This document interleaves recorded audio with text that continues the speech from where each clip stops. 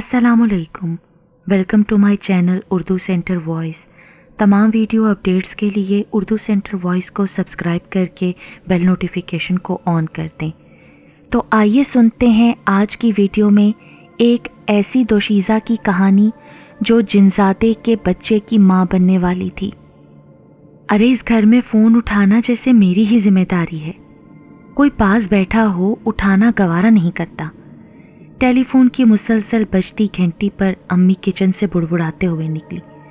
मैं फ़ोन की घंटी और अम्मी की बुड़बुड़ाहट दोनों ही को नज़रअंदाज किए टीवी पर अपना पसंदीदा कुकिंग शो देख रही थी। अम्मी ने मुझे घूरते हुए फ़ोन उठाकर कान से लगाया।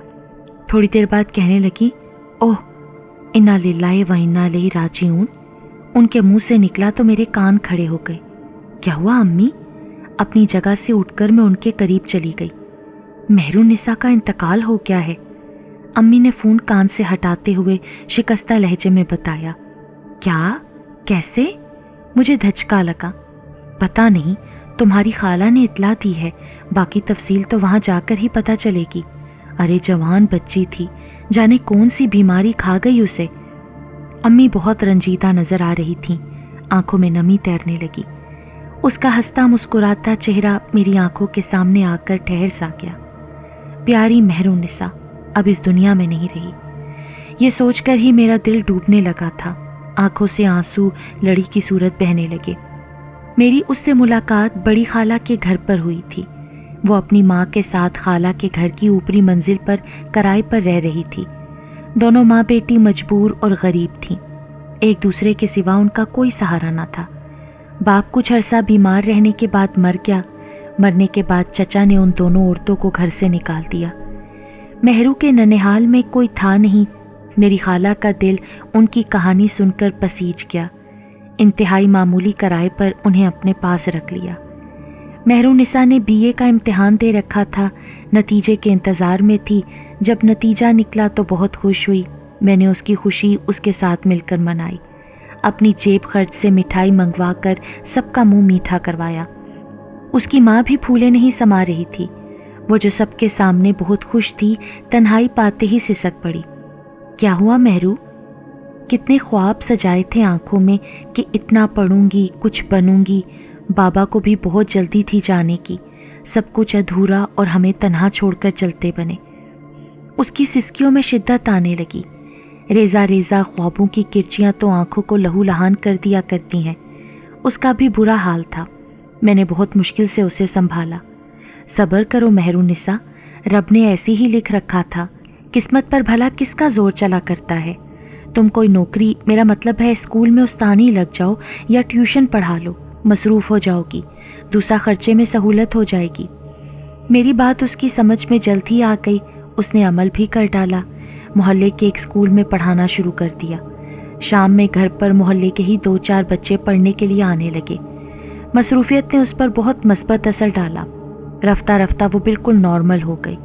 हालात को खंदा पेशानी से कबूल कर लिया। मैं गाहे बगाहे उससे मिलने चले जाया करती थी। फिर एक दिन खाला की ज़ुबानी ही पता चला कि मेहरुन्निसा की तबीयत ख़राब रहने लगी है। डॉक्टर से चेकअप करवाया है, मगर उन्हें कुछ समझ नहीं आ रही।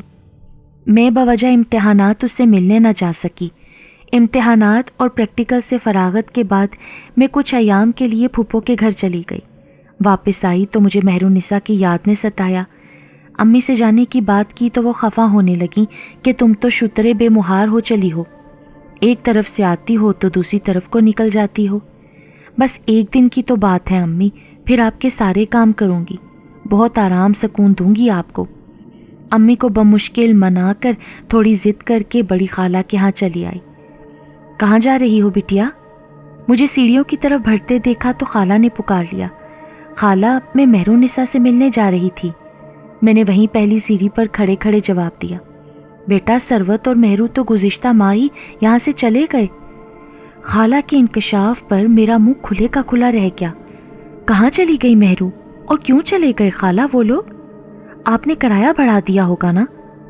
नहीं बेटा, मैंने तो कुछ भी नहीं कहा उनसे। मेहरुन्निसा बीमार रहने लगी थी। उसी की जिद थी कि यहाँ नहीं रहना, दिल घबराता है। माँ उसकी बीमारी की वजह से मजबूर हो गई और चली गई। जाते हुए उदास और बहुत परेशान थी। کوئی عطا پتہ نہیں دے کر گئی خالہ؟ تفصیلی پتہ تو نہیں ہے میرے پاس بیٹا، وہ کہہ رہی تھی کہ محلہ محمد پورہ میں شاید جامع مسجد کے قریب گھر ملا ہے۔ خالہ جان نے دماغ پر زور ڈالتے ہوئے جواب دیا۔ میں نے کہہ دیا تھا بہن، جب چاہو آ کر مل جایا کرنا، مجھ ضعیف سے کہاں آیا جائے گا۔ خالہ کی بات سن کر میں دل محسوس کر رہ گئی۔ اتنے کم عرصے میں ہماری بہت اچھی دوستی ہو گئی تھی۔ اتنی پیاری دوست سے دوری کا احساس دل میں کچوکے لگا رہا تھا۔ میرا بس نہیں چل رہا تھا کہ اڑ کر اس کے پاس پہنچ جاؤں۔ میں اسے ضرور ڈھونڈ نکالوں گی، میں نے دل میں عزم کیا۔ ابھی میں اپنے ارادے پر عمل بھی نہ کر پائی تھی کہ اس کی موت کی خبر سن لی۔ امی، مجھے مہرالنساء کو دیکھنے جانا ہے۔ لاڈو، تمہارے ابو اور بھائی بھی شہر سے باہر گئے ہوئے ہیں، ہم تنہا کیسے جا سکتے ہیں؟ امی پلیز، میں سسک پڑی۔ اچھا چلو، ہم خالہ کی طرف چلتے ہیں، زین سے کہیں گے ہمیں آگے لے چلے۔ ہم تنہا عورتیں کیسے پہنچ پائیں گی؟ گھر کا مکمل پتہ بھی نہیں ہمارے پاس۔ امی نے تو فوراً سے پیشتر ہتھیار ڈال دیے۔ میں نے چادر اوڑھی اور دروازے پر جا کر کھڑی ہوئی۔ امی نے گھر کو تالا لگایا اور ہم رکشے میں بیٹھ کر خالہ کے گھر کی طرف چل دیے۔ آنسو تھے کہ بہے چلے جا رہے تھے۔ کتنی ہی باتیں یاد آ کر رہ گئی تھیں، وہ خوش مزاج لڑکی، اس کی باتیں۔ اوہ میرے خدایا، کیوں بلا لیا اتنی جلدی اسے اپنے پاس؟ دل رب سے گلے شکووں پر اتر آیا۔ امی کے کہنے پر زین نے اپنی موٹر سائیکل ہمارے رکشے کے آگے لگا لی۔ تنگ گلیوں سے گزرتا ہوا رکشہ مہرو کے گھر کے باہر جا کر رکا۔ زین نے بھورے دروازے کی طرف اشارہ کیا کہ یہ گھر ہے۔ اس گھر تک پہنچنے میں آدھا گھنٹہ لگا تھا، اور یہ آدھا گھنٹہ مجھ پر آدھی صدی سے زیادہ بھاری ٹھہرا تھا۔ رکشے سے اتر کر میں برق رفتاری سے اندر کی طرف بڑھی۔ دروازے سے اندر داخل ہوتے ہی قدم من بھر کے ہو گئے۔ خود کو تقریباً گھسیٹتے ہوئے آگے تک لے گئی۔ سامنے برآمدے کے وسط میں وہ سفید چادر اوڑھے سو رہی تھی۔ عورتوں کا حجم غفیر اس چھوٹے سے برآمدے میں سمایا ہوا تھا۔ ہر آنکھ جوان موت پر اشک بار تھی، مگر مہرو کی ماں کا رونا بلکنا دیکھا نہیں جا رہا تھا، اور وہ جس کے لیے ایک ماں تڑپ رہی تھی وہ پرسکون سو رہی تھی۔ میں اپنے بے جان ہوتے وجود کو تقریباً گھسیٹتے ہوئے اس کا چہرہ دیکھنے کو قریب ہوئی تو پہلی نظر میں تو میں پہچان ہی نہ پائی۔ بالکل زرد چہرہ، جیسے بدن میں رتی برابر خون نہ ہو۔ پیلی رنگت اس کی بیماری کی چغلی کھا رہی تھی۔ مجھ سے اپنے قدموں پر کھڑا رہنا دوبھر ہو گیا۔ قریب تھا کہ گر پڑتی۔ امی نے مجھے پیچھے سے سہارا دے کر بٹھا دیا۔ میں خاموش آنسو بہاتی مسلسل اس کے چہرے کو نگاہوں کے حصار میں لیے بیٹھی رہی۔ جانے کون سی موذی بیماری میری معصوم دوست کو کھا گئی۔ میرا دل پھٹا جا رہا تھا۔ جنازہ اٹھانے کا وقت آیا تو اس کی ماں بے بسی کے احساس سے ہوش و حواس کھو بیٹھی۔ اپنا تو ان کا کوئی تھا نہیں، محلے کی عورتوں نے سنبھالا۔ بدن میرا بھی بے جان سا ہو گیا۔ امی نے مجھے حوصلہ تسلی دینے کی ناکام سعی کی۔ تدفین سے فراغت کے بعد سب چلتے بنے۔ اب وہاں خالہ ثروت کے پاس میں، امی اور بڑی خالہ ہی رہ گئی تھیں۔ خالہ ثروت یعنی مہرالنساء کی ماں ابھی تک نیم بے ہوشی میں تھی۔ بڑی خالہ رات وہیں رکنے کا ارادہ رکھتی تھی۔ میں نے بھی امی سے رکنے کی اجازت طلب کی۔ میری حالت کے پیش نظر امی نے چاروں ناچار حامی بھر لی۔ رات کا ایک پہر بیت چکا تھا۔ خالہ سو رہی تھیں اور مہرو کی ماں ہنوز بے ہوشی کے عالم میں تھی۔ میں قریب بیٹھی ان کے چہرے میں مہرو کے نقوش تلاش کر رہی تھی۔ مہرو، مہرو، ان کے لب ہلے۔ میں جھٹ سے ان کا ہاتھ تھام کر مزید قریب کھسک لی۔ انہوں نے آنکھیں کھول دیں۔ مہرو چلی گئی؟ ان کی استفہامیہ نگاہیں مجھ پر مرکوز تھیں۔ میں نے بے بسی سے سر ہاں میں ہلا دیا۔ 2 آنسو پلکوں کی باڑ توڑتے ہوئے میرے دامن میں آ گرے۔ خالہ کے آنسو بھی تواتر سے بہنے لگے۔ وہ کیوں چلی گئی خالہ؟ کیا ہوا تھا اسے؟ تمہیں نہیں پتا؟ تمہیں تو وہ اپنا ہر راز بتاتی تھی نا؟ نہیں خالہ، مجھے خالہ کے سوال پر دھچکا لگا۔ وہ بے یقینی سے مجھے تکے جا رہی تھی۔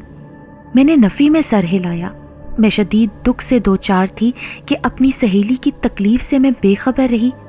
خالہ نے اپنی نگاہ پھیر لی، آنکھیں کسی غیر مرئی نقطے پر ٹھہر گئیں۔ یکدم اس کی طبیعت گری گری سی رہنے لگی تھی بیٹا، जी हरदम मतलाता रहता था, जो खाती थी कै हो जाती थी।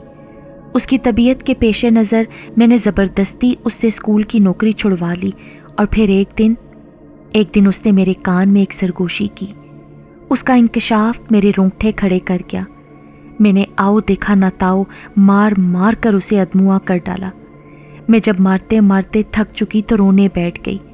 उसे कितनी ही बद्दुआएं दे डाली, मुझे किसी तोड़ चैन नहीं आ रहा था। वो फर्श पर गिरी कराहती रही, मुझे तरस नहीं आया। उसने बारहा अपनी सफाई पेश करने की कोशिश की। वो कहती रही कि अम्मा मैंने कुछ गलत नहीं किया, अम्मा ऐसा कुछ नहीं है जैसा तुम समझ रही हो, लेकिन मैंने उसकी बात ना सुनी। दिल चाहता था उसका गला दबाकर जान से मार डालूं। एक दो बार ऐसा करने की कोशिश भी की, लेकिन ऐसा महसूस हो रहा था जैसे कोई नादीदा पुरस्रार ताकत मुझे ये काम करते हुए रोके हुए है। अगले रोज मैं उसे डॉक्टर के पास ले गई।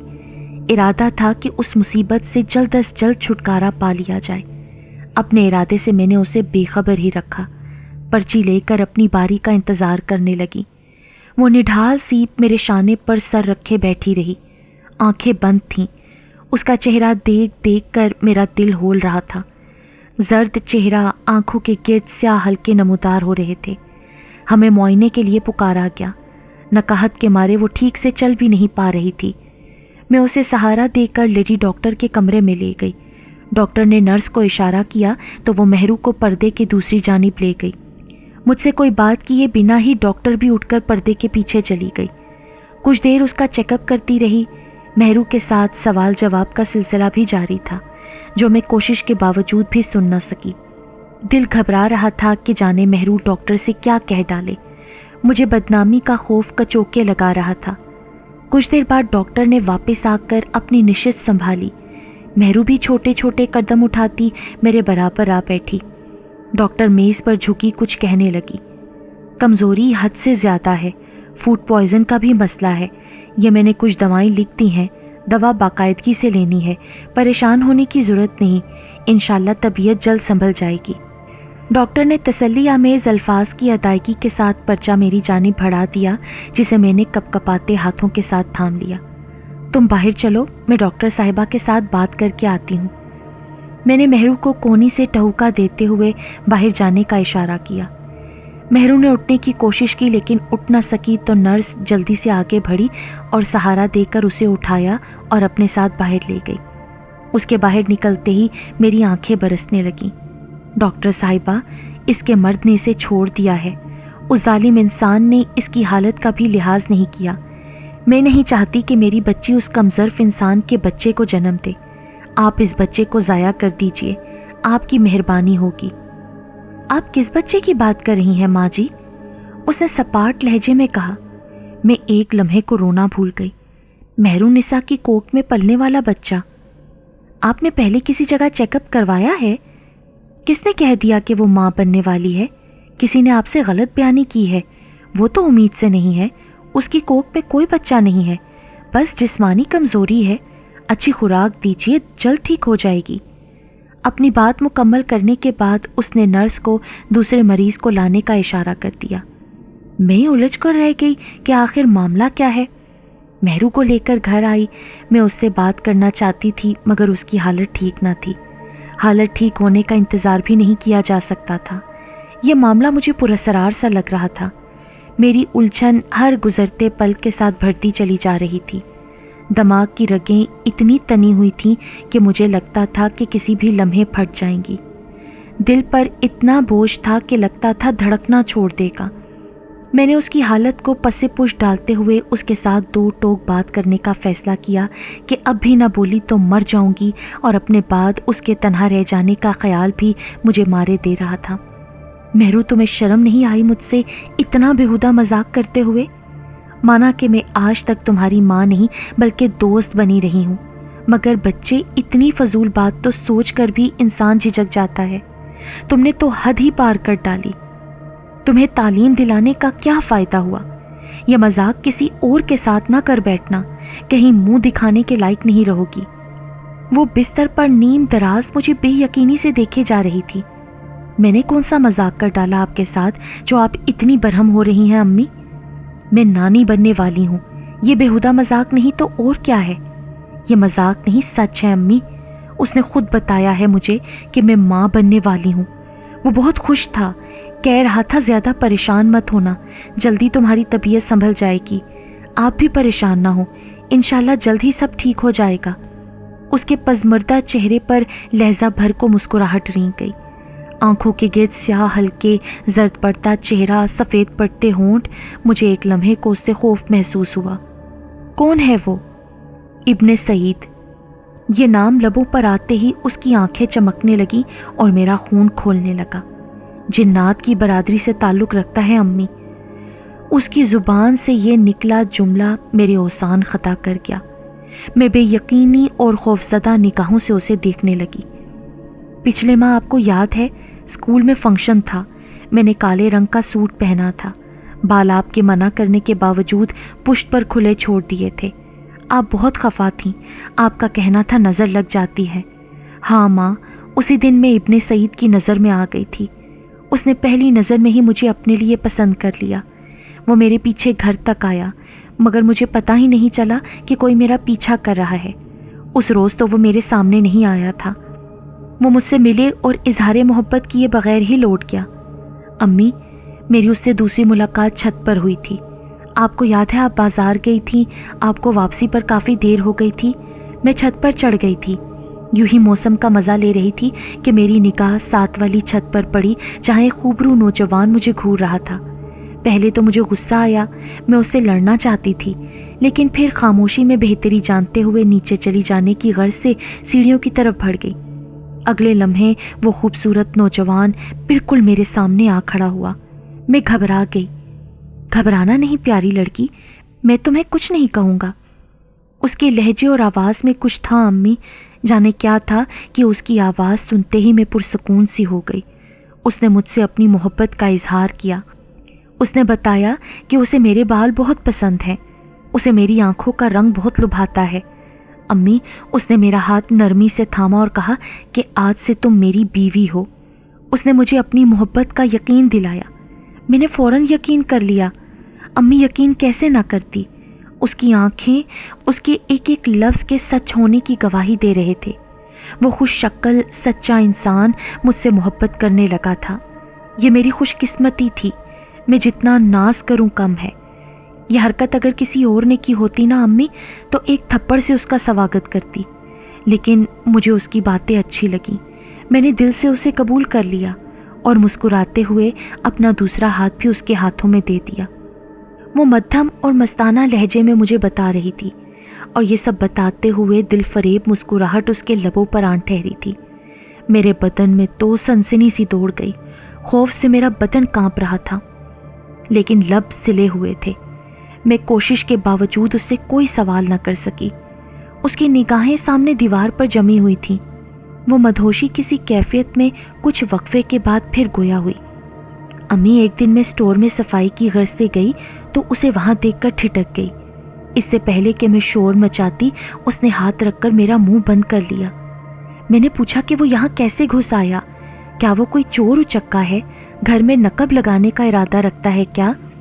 تب اس نے بتایا کہ وہ کوئی عام انسان نہیں ہے جو ایسی نیچ حرکتیں کرے گا، وہ تو جن زادہ ہے، ابن سعید نام ہے، یہاں صرف اور صرف میرے لیے آتا ہے۔ امی، تمہارا داماد سچا ہے، اسے دل و جان سے قبول کر لو۔ التجائیہ لہجے میں کہتی وہ سونے کے لیے لیٹ گئی اور آنکھیں موند لی۔ میں پھٹی پھٹی نگاہوں سے اسے دیکھ رہی تھی۔ خوف سے رگوں میں خون جمتا ہوا محسوس ہو رہا تھا۔ دماغ میں بہت سے سوالات تھے مگر پوچھنے کی ہمت نہ کر پائی۔ میں خوفزدہ اس کے پاس سے اٹھ گئی، مجھے اس کے وجود سے بھی وحشت ہونے لگی۔ ساری رات اس کے الفاظ میرے کانوں میں گونجتے رہے۔ میں خود میں سمٹی بستر میں بیٹھی رہی، رات آنکھوں میں کٹی۔ ایسا بھلا کیسے ہو سکتا ہے؟ ایک جن زادہ اور محرون نساء؟ مجھے سوچ کر ہی جھرجھری سی آ جاتی تھی۔ میں اس کی باتوں پر جتنا غور کرتی اتنا ہی الجھ جاتی۔ اگلے کچھ دنوں میں اس کی طبیعت کچھ سنبھلنے لگی۔ ایک دن میں اس کے لیے کھانا لے کر کمرے میں آئی تو وہ وہاں موجود نہ تھی۔ کھانا میز پر رکھ کر وہیں بیٹھ گئی۔ میں سمجھی کہ وہ واش روم میں ہے۔ کتنی ہی دیر بیٹھی رہی مگر وہ باہر نہ نکلی تو مجھے تشویش ہوئی۔ اٹھ کر دروازے کے قریب جا کر کھڑی ہوئی، 2-3 بار اسے پکارا مگر جواب نہیں آیا۔ میں نے ہینڈل پر ہاتھ رکھا تو دروازہ کھلتا چلا گیا۔ وہ وہاں نہیں تھی۔ میں گھبرا کر کمرے سے باہر نکلی اور اسے ڈھونڈنے لگی۔ سب کمرے دیکھ لیے، بالکونی کا چکر لگا لیا مگر وہ کہیں نہ تھی۔ میں نے رونا شروع کر دیا۔ ابھی میں نے نیچے جا کر تمہاری خالہ سے بات کرنے کا ارادہ کرتے ہوئے پہلی سیڑھی پر قدم رکھا ہی تھا کہ مجھے سیڑھی کی دوسری طرف بنے سٹور روم سے مہرو کے بولنے کی آواز آئی۔ میرے قدم رک گئے۔ دھڑکتے دل کے ساتھ سٹور کے دروازے کے سامنے جا کھڑی ہوئی۔ اندر سے صرف مہرو کی آواز آ رہی تھی، لیکن ایسے جیسے وہ کسی سے بات کر رہی ہو۔ کیا کہہ رہی تھی یہ میں کوشش کے باوجود نہیں سن سکی۔ اس نے بتایا تھا کہ ابن سعید اس سے سٹور روم میں ملنے آیا تھا۔ اس کا مطلب وہ آج پھر ملنے آیا ہوا ہے۔ میں دروازہ پیٹ ڈالنا چاہتی تھی لیکن میرے جسم پر کپ کپی طاری ہو گئی۔ جسم کسی پھوڑے کی مانند دکھنے لگا۔ میں بمشکل اپنا وجود گھسیٹتے ہوئے کچن تک لائی، پانی پیا اور وہیں کرسی پر ڈھہ گئی۔ لگ بھگ 2 گھنٹے بعد مہرو مجھے اپنے کمرے کی طرف جاتی دکھائی دی۔ میں جب اس کے کمرے تک گئی تو وہ سو چکی تھی۔ کھانا جوں کا توں رکھا تھا۔ میں نے اسے جگانا مناسب نہ سمجھا اور کھانے کی ٹرے لیے واپس آ گئی۔ اس کے بعد ہر دوسرے تیسرے دن وہ سٹور روم میں بند ہو جاتی۔ کئی گھنٹے وہ بند رہتی۔ میں دستک دینے تک کی جسارت نہ کر پاتی۔ جتنی دیر دروازہ بند رہتا میں جلے پیر کی بلی کی مانند ادھر ادھر چکرائے پھرتی رہتی۔ کبھی جائے نماز بچھا کر سجدے میں گر پڑتی، کبھی تسبیح پھیرتے روتی رہتی۔ میری بے بسی انتہا پر تھی۔ مجھے کچھ سمجھ نہیں آ رہی تھی کہ کس سے بات کروں، اپنا مسئلہ کس سے کہوں۔ بیٹی کے بدنام ہو جانے کا ڈر تھا اور ایک ماں کبھی نہیں چاہے گی کہ اس کی بیٹی کے متعلق کوئی اوٹ پٹانگ بات ہو۔ بہت سوچ بچار کے بعد میں اس نتیجے پر پہنچی کہ اس سے پہلے کہ اس کا مرض لا علاج ہو جائے اسے نفسیات کے ڈاکٹر کے پاس لے جانا چاہیے۔ جنات پر یقین تو تھا مگر مہرو کی سنائی کہانی پر یقین نہیں آتا تھا۔ دل میں ایک عجیب سا ڈر تھا اور سٹور روم سے خوف آنے لگا تھا۔ میں عجیب مشکل سے 2-4 ہو چکی تھی۔ آخر تھک ہار کر اسے ماہر نفسیات کے پاس لے گئی۔ استطاعت نہ ہونے کے باوجود میں اسے شہر کے اچھے نفسیاتی ڈاکٹر کے پاس لے گئی۔ بہت ہمت جمع کر کے اسے ساری صورتحال بتا ڈالی۔ میں اپنی بیٹی کا راز کسی سے نہیں کہنا چاہتی تھی لیکن اس کے سوا کوئی چارہ نہ تھا۔ پہلے تو وہ کتنی ہی دیر دم سادے پھٹی پھٹی نگاہوں سے ہمیں دیکھتا رہا۔ شاید اس کے پاس اس نوعیت کا یہ پہلا کیس آیا تھا۔ معاملہ کافی گمبھیر لگ رہا ہے لیکن آپ فکر مت کیجیے، اللہ بہتر کرے گا انشاءاللہ۔ یہ میں کچھ ادویات لکھ کر دے رہا ہوں، خیال رکھیے گا، باقاعدگی سے دینی ہے۔ میز پر جھکے وہ کچھ لکھتا رہا۔ تھوڑی دیر بعد سر اٹھایا، ادویات کے نام، ان کا طریقہ کار سمجھا کر اس نے پرچہ میری طرف بڑھا دیا۔ میرا خیال تھا کہ وہ مہرو سے سوال جواب کرے گا، اسے سمجھائے گا کہ جو کچھ وہ دیکھ رہی ہے یہ اس کا وہم ہے، ابن سعید کا کوئی وجود نہیں، مگر یہاں ایسا کچھ نہ ہوا۔ مجھے خاصی مایوسی ہوئی۔ ایسا محسوس ہوا کہ میں نے پیسے ہی ضائع کیے ہیں۔ میں ادویات لے کر گھر آ گئی۔ ادویات بھی کافی مہنگی تھیں۔ ادویات باقاعدگی سے دینے کے باوجود مہرو کی حالت ہنوز ویسی ہی تھی، بلکہ اب تو اس کی ابن سعید سے ملاقات کا سلسلہ روزانہ شروع ہو چکا تھا۔ وہ ہر روز 2-3 گھنٹے سٹور روم میں گزارنے لگی۔ میں اسے روکنے کی صحیح کرتی تو میری عجب حالت ہو جاتی۔ کوئی پراسرار سا خوف گھیر لیتا، جسم میں بخار کسی کیفیت پیدا ہو جاتی اور غنودگی چھانے لگتی۔ ایک پریشانی مزید پیدا ہو گئی تھی۔ اس کی جسامت میں تو کوئی فرق نہیں آیا تھا مگر چال میں خاصا بدلاؤ پیدا ہو گیا تھا۔ وہ کمر پر ہاتھ رکھے دھیرے دھیرے قدم اٹھاتی جیسے سچ مچ امید سے ہو۔ ڈاکٹر نے 15 دن کے بعد آنے کو کہا تھا۔ میں 12 دن بعد ہی اس کے سامنے بیٹھی تھی اور روتے ہوئے اسے نئی مشکل سے آگاہ کر رہی تھی۔ یہ کیس اس کی سمجھ سے بالا تر دکھائی دے رہا تھا۔ کیس خاصا پیچیدہ ہے۔ مریضہ کا مرض خطرناک حد تک بڑھ چکا ہے۔ لگتا ہے آپ کی بیٹی خوفناک کہانیاں پڑھنے اور ڈراؤنی فلمیں یا ڈرامے دیکھنے کی شوقین ہے۔ ایسی چیزیں حد سے زیادہ دیکھنے کا اثر دماغ پر ہو گیا ہے۔ اکثر حالات میں حد سے تجاوز دماغی خلیوں کو متاثر کر دیتا ہے۔ ڈاکٹر نے اپنے تئیں اس مرض کا سبب بیان کیا۔ जहाँ तक मुझे याद है मेहरू ने ऐसा कोई ड्रामा फिल्म कभी नहीं देखा, ना वो मुताले का शौक़ रखती थी। मैंने ये बात डॉक्टर को भी बताई। अच्छा ऐसा करें, मेहरुनिसा को हस्पताल में दाखिल करवाना पड़ेगा। वो इलाज अपने ज़ेरे निगरानी करने का इरादा रखता था। मेरे फ़ौरन हामी भर ली। मेहरू को हस्पताल मुंतकिल कर दिया गया। मैं भी उसके साथ वहीं रहने लगी। अम्मी मैं बिल्कुल ठीक हूँ, मुझे कुछ नहीं हुआ। क्यों हर वक्त मेरे लिए परेशान होती रहती हैं? खुदा का वास्ता घर वापस चलें। इब्ने सईद रोज़ाना आता होगा, मुझे ना पाकर कितना परेशान होता होगा। अम्मी प्लीज़ घर वापस चलें। तीसरे दिन वो मेरे आके हाथ जोड़े बिलक पड़ी। मुझसे उसकी हालत देखी ना जाती थी, लेकिन मैंने दिल कड़ा करके उसे डांट दिया। वो मिन्नतें करती रही और मैं नज़रअंदाज करती रही। एक रात वो हस्पताल से जाने कैसे फ़रार हो गई। मैं वज़ू करने गई कि उसके पास बैठकर कुरानी आयात पढ़ूंगी। वापसी पर उसे अपने बिस्तर पर ना पाकर मैं परेशान हो गई। आसपास सभी से पूछा, सब ने लाइल्मी का इजहार किया। मैं बदहवासी के आलम में घर की तरफ भागी। यकीन महकम था कि वो घर ही गई है। घर में दाखिल हुई तो अगरबत्ती की तेज़ बू मेरे नथनों से टकराई। जाने क्यों मैं खौफजदा सी हो गई। मैंने तुम्हारी खाला से उस खुशबू का सबब पूछा। उन्होंने उस खुशबू के मुतल्लिक लाइल्मी का इजहार किया। अपने पोर्शन में जाकर महसूस किया तो अंदाज़ा हुआ कि खुशबू स्टोर रूम से आ रही थी। दरवाज़ा लॉक था। मेहरू यकीनन अंदर थी। मेरे ठंडे पसीने छूट पड़े। मैं गिरने के से अंदाज में कुर्सी पर ढह गई। निगाहें स्टोर रूम के दरवाजे पर जमी हुई थीं। 2 घंटे बाद दरवाज़ा खुला। मेहरू का चेहरा दिखाई दिया। वो छोटे छोटे कदम उठाती मेरी करीब चली आई। मैं अब गुस्सीली निगाहों से उसे घूर रही थी। खाना लाऊं? वो मेरे गुस्से को नज़रअंदाज करती हुई मुस्कुराते हुए मुझसे पूछने लगी। खाना कहाँ से आया, किसने बनाया? मैं ये उससे पूछना चाहती थी मगर ज़ुबान उस वक्त साथ देने से इनकारी थी, सो सिर्फ सर ही असबात में हिला दिया। उसने किचन की बजाय स्टोर का रुख किया। मैं फटी फटी निगाहों से उसे देखने लगी। वो ट्रे थामे स्टोर से निकली। चेहरे पर बला का सुकून था। खाने की ट्रे मेरे सामने रख कर वो मेरे करीब बैठ गई। मैं मारे हैरत के कभी उसका मुंह तकती, कभी ट्रे की तरफ देखती जिसमें कई तरह के खाने मौजूद थे। खाओ ना अम्मी, आपका दामाद लाया है, प्लीज़ खा लो। उसके चेहरे पर मुबहम सी मुस्कुराहट रेंग रही थी। मैं इनकार कर देना चाहती थी मगर किसी पुरस्सरार ताकत के ज़ेरे असर खुद ब खुद मेरा हाथ ट्रे की तरफ बढ़ गया।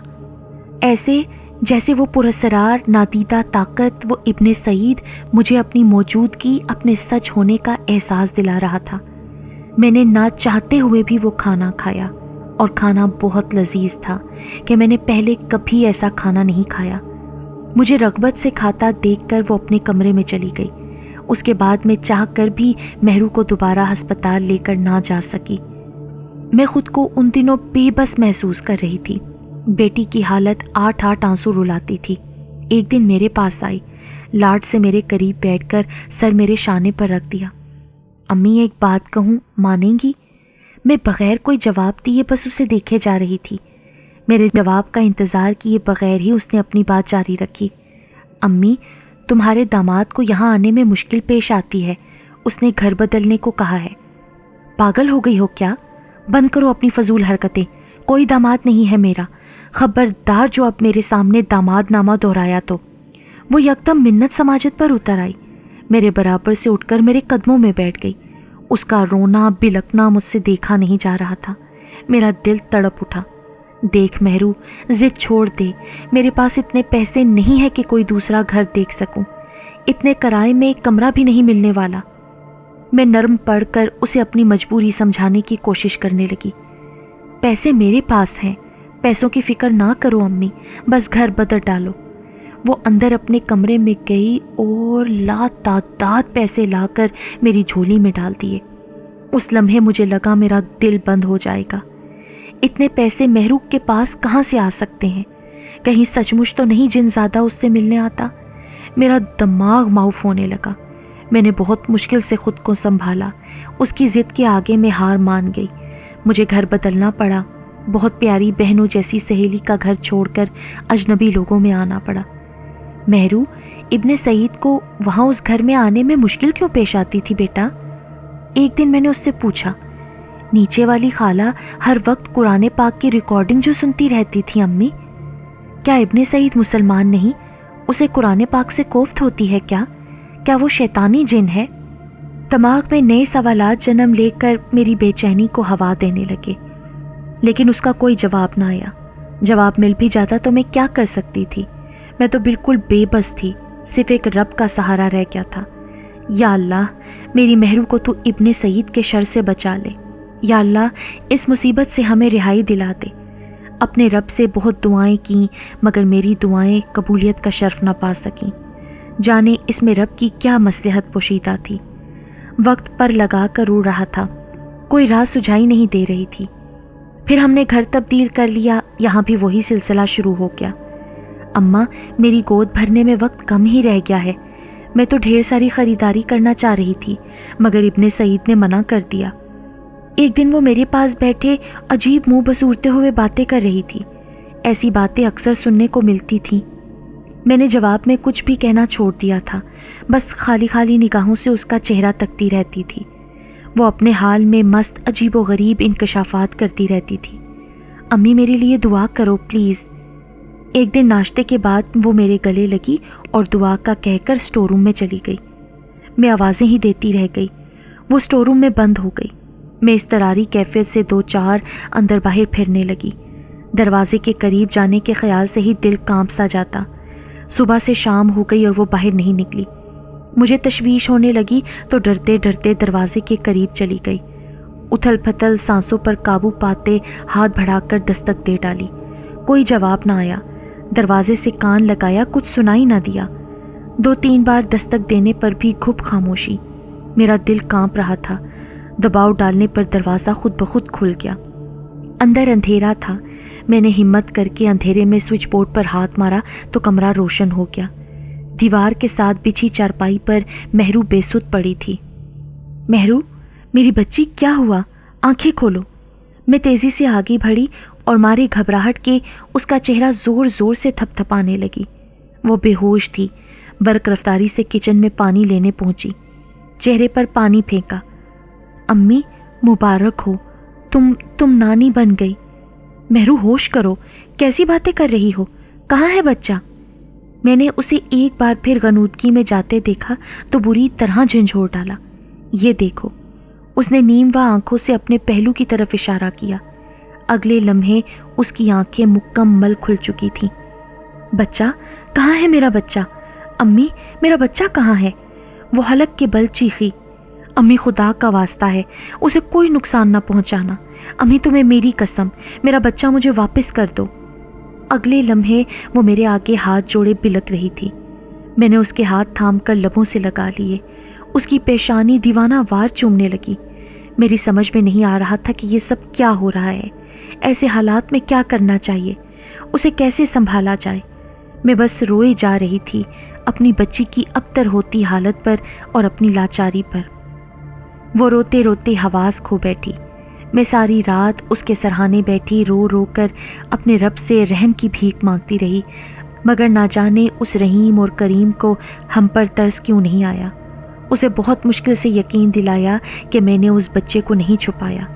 پہلے تو مہرو سمجھی کہ ابن سعید بچہ اپنے گھر والوں کو دکھانے لے کیا ہے، لیکن جب وہ واپس نہیں آیا تو مہرو روتی رہی کہ ابن سعید اس کا بچہ دھوکے سے لے کیا ہے۔ وہ مجھے بتاتی تھی کہ امی، میرا بچہ بہت خوبصورت تھا، بالکل ابن سعید جیسا۔ میں نے بچے کی پیدائش کی بہت سخت تکلیف برداشت کی۔ ابن سعید نے میرے ساتھ اچھا نہیں کیا۔ وہ میرے بچے کو آخر مجھ سے جدا کر کے کیوں لے گیا؟ میری مہرو اپنے بچے کے غم میں چند ہی دنوں میں دنیا سے منہ موڑ گئی۔ آخری دنوں میں اس کا رونا بلکنا، اس کی آہوزاری دیکھی نہ جاتی تھی۔ دل پھٹ پھٹ جاتا تھا، کلیجہ منہ کو آتا تھا۔ میں اپنی بچی کے لیے کچھ نہ کر سکی۔ خالہ ثروت مہرو کی بربادی کی داستاں بیان کر کے خاموش ہو چکی تھی۔ آنکھیں خلا میں جانے کیا تلاش کر رہی تھی۔ میری ہچکی بن چکی تھی، چہرہ آنسوؤں سے تر تھا اور جسم بے جان ہوا جا رہا تھا۔ دل مہرو کی بربادی پر تڑپ رہا تھا۔ دماغ تذبذب کا شکار تھا کہ کیا مہرو کسی خطرناک نفسیاتی مرض میں مبتلا تھی، یا واقعی کسی جن زادے کے جال میں پھنسی ہوئی تھی، جس نے معصوم مہرو کو اپنے مقصد کے لیے استعمال کر کے چھوڑ دیا تھا۔ لیکن خالہ ثروت کو اس جنزادے نے 2 نشانیاں اپنی دکھائی تھیں، ایک کھانے کی صورت میں، دوسرا پیسوں کی صورت میں۔ آج بھی اس محلے کے رہائشی اس نوجوان ناگہانی موت کو یاد کر کے حیران ہیں، اور یہ معمہ کبھی حل نہ ہو سکا کہ آخر اس جنزادے نے معصوم مہر النساء کے ساتھ ایسا کیوں کیا۔